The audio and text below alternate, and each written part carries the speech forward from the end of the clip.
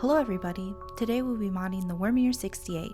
It's a great budget keyboard, coming in at around $70. It comes with switches, keycaps, switch puller, and a USB cord. The Wormier 68 is a 65% keyboard made of frosted acrylic. I wanted to mod this in a way that it doesn't inhibit any of the LED shine through. So I decided on doing a silicone port for sound dampening. We will also be switching out the stock switches with gateron clears.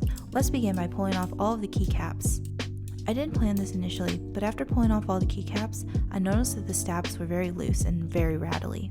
Off screen, I ended up switching the stock stabs with Durox stabs that I wholly modded. If you decide to get this board, I really recommend replacing the stock stabs at the very least. We will continue disassembling the case by removing all of the switches and unscrewing all the screws in the back of the case. When taking apart the case, there are 3 layers. The top, which has holes for the switches, a middle layer which is empty in the middle with a small gap for the USB-C plug-in, and a bottom layer. Now we have to make a base for the silicone pour. Since the case is comprised of 3 layers and the bottom layer has no edges, I had to basically make the base of the keyboard by taping the bottom and the middle layer together. This was my first time doing it, so I just went with the edges first and bottom last, and it seemed to work well and there were no leaks. Off camera, I measured the 1:1 silicone and mixed it for 5 minutes. Next, we'll pour it into the base.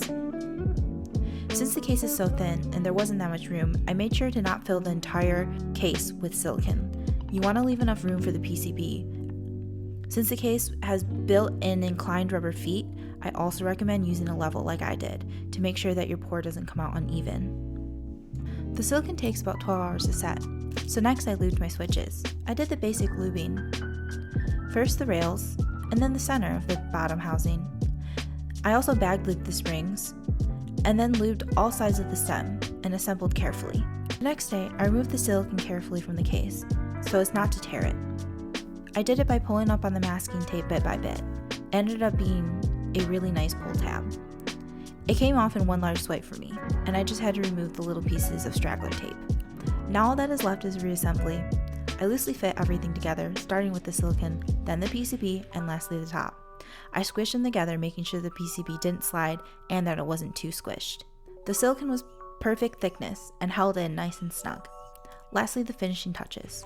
I put in the lubed gateron clears and slapped the new pudding keycaps on for ultimate RGB shine. And there you have it, a silicone modded Wormier 68. Now, let's see how this sounds.